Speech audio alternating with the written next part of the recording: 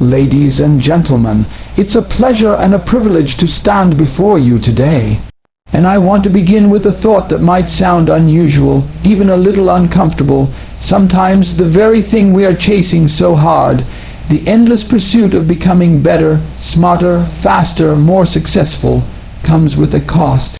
A hidden cost. And most people never stop long enough to calculate the bill until it shows up in their lives like an unexpected debt collector at the door.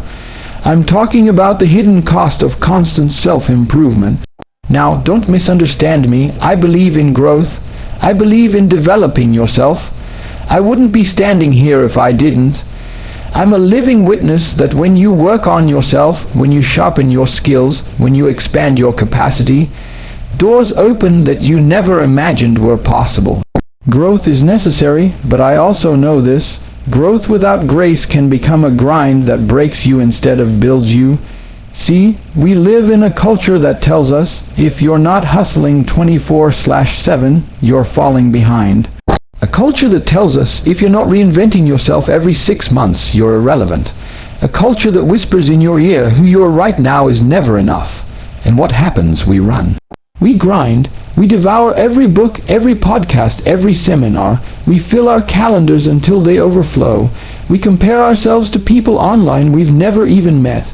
We live with this constant gnawing pressure. I need to be more. I need to be better. I need to catch up.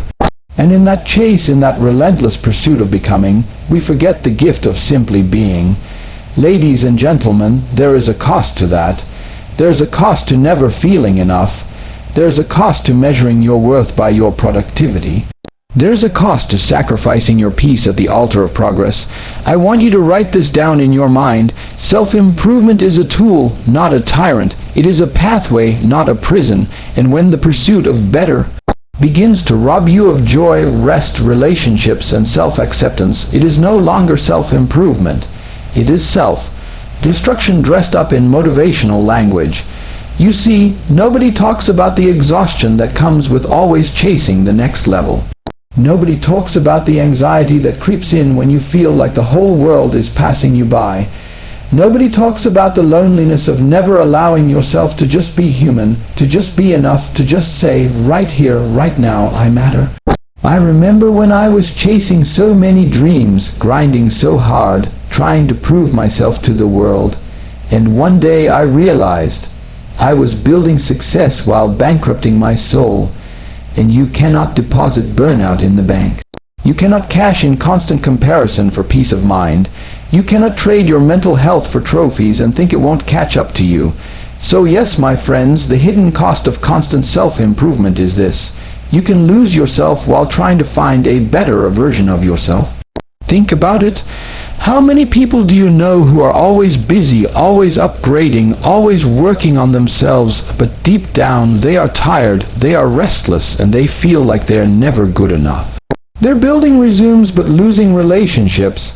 They're growing their skills but shrinking their spirit. They're always on, but never at peace. Let me tell you something. Life is not a race. It's not about how fast you get to some imaginary finish line. Life is about living. Life is about experiencing.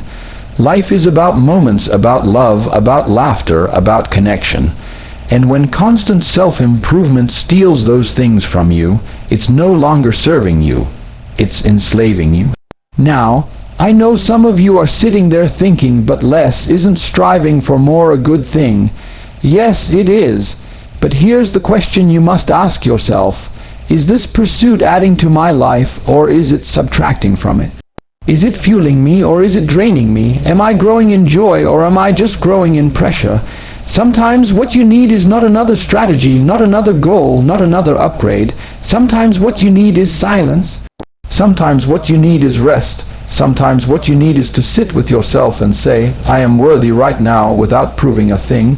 Let me give you an image. Imagine you're climbing a mountain. And every time you reach a new peak, you look up and see another one. And instead of celebrating how far you've come, you immediately say, I have to keep going. Do you know what happens if you never pause? If you never breathe, if you never take in the view, eventually the climb becomes misery. You forget why you started. You lose the joy of the journey, and all that's left is exhaustion. That, my friends, is what happens when constant self-improvement becomes your only mode of living.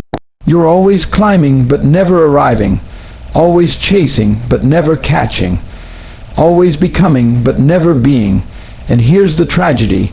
You don't even realize how much you've lost until you sit in a quiet room and feel that emptiness in your chest. That question of, why do I still feel like I'm not enough? So, what's the answer? It's not to stop improving yourself. No, no, no. Growth is beautiful. Growth is necessary. But growth must be balanced with gratitude. Progress must be balanced with peace. Striving must be balanced with stillness. You've got to learn to celebrate who you are now while you pursue who you are becoming. You've got to learn to rest in your worth, even as you reach for your potential. You've got to learn that your value is not in what you achieve, but in who you are. See, the hidden cost of constant self-improvement is paid in relationships neglected, in laughter postponed, in joy deferred, in self-love withheld until you reach the next level.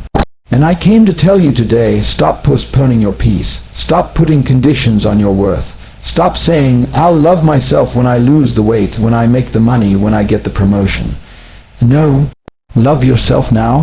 Value yourself now. Be proud of yourself now. Because if you don't, no achievement will ever be enough.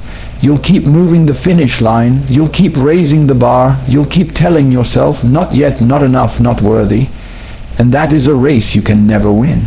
Let me remind you, you are not a machine, you are a masterpiece, you are not a project to be fixed, you are a person to be loved, you are not behind, you are not late, you are right on time for your own journey. So yes, improve, yes, grow, yes, chase your dreams, but also rest also, breathe also, don't lose the life you're trying to improve, don't sacrifice your soul for success. Don't forget that the goal of growth is not just achievement, it is alignment. Alignment with your heart, your purpose, your values. Ladies and gentlemen, the world doesn't need a better version of you at the cost of the real you. The world needs you whole, alive, present, authentic. That is the gift you give when you refuse to be enslaved by constant improvement and instead choose intentional, meaningful growth. So tonight, when you go home, ask yourself, what am I chasing and what is it costing me? Ask yourself, am I improving myself or am I imprisoning myself? And then make a decision. Decide that you will no longer let the hidden cost of constant self-improvement steal your joy. Decide that you will pursue growth from a place of love, not lack. Decide that you will celebrate who you are while becoming all you're meant to be. When we talk about growth, when we talk about reaching new levels, achieving more, expanding who we are and what we can do, most people nod their heads in agreement. We are wired to want more, to seek progress, to rise above where we are. And that desire is not wrong. Growth is not wrong. Aspiration is not wrong. The hunger to improve your life, to sharpen your gifts, to create a future beyond your present reality is part of what makes us human. It is what drives innovation, what inspires leaders, what pushes dreamers to build a vision that others can't see. Without growth, there would be no change. Without growth, there would be no breakthroughs. Without growth, we would remain stuck in the same cycles, repeating the same patterns, never touching the potential that is waiting within us. But growth without balance becomes a trap. Growth without balance becomes a form of imprisonment. Because when all you see is the next step, the next milestone, the next accomplishment, you start to live in a constant state of striving, and you forget what it means to simply live. You forget what it means to breathe. You forget what it means to feel enough in the here and now. The balance principle is about remembering that progress is important, but peace is essential. It's about understanding that you can grow without grinding yourself into dust, that you can reach without breaking yourself in half, that you can achieve without abandoning yourself in the process. There is a voice in the world that tells us we should never stop, never rest, never pause. That if you are not on the move, you are falling behind. That if you are not hustling every second, you are wasting your life. That if you take your eyes off the prize, you will lose the race, and people buy into this. They live as though every day is a competition, as though life is a scoreboard, as though they must always measure their value by their output. They chase validation in numbers, in titles, in possessions, in achievements. They forget that the greatest measure of a life is not how much you collected, but how deeply you lived. And so they push themselves harder and harder until the very pursuit that was meant to free them begins to enslave them. Think about it. How many people do you know who are successful on the outside, who have the awards, the accolades, the recognition, but who, behind closed doors, are exhausted, burned out, and unhappy? How many people do you know who can't stop working, can't stop striving, can't stop planning because they don't know how to sit still and feel at peace with themselves? That is the hidden cost of growth without balance. It gives you everything but takes the very thing you need most. It steals your joy, it steals your health, it steals your connection with the people you love. It steals your ability to appreciate the life you already have. The balance principle demands that we ask ourselves hard questions. It asks, what good is success if you sacrifice your sanity to get it? What good is growth if you lose gratitude along the way? What good is self-improvement if you reject yourself in the process? The truth is, progress without peace is poison. When you do not pair growth with rest, gratitude, and self-acceptance, you end up building a life that looks good on the outside but feels empty on the inside. You end up chasing a finish line that keeps moving farther away. You end up living in a prison of your own making, and the bars are built from your ambitions.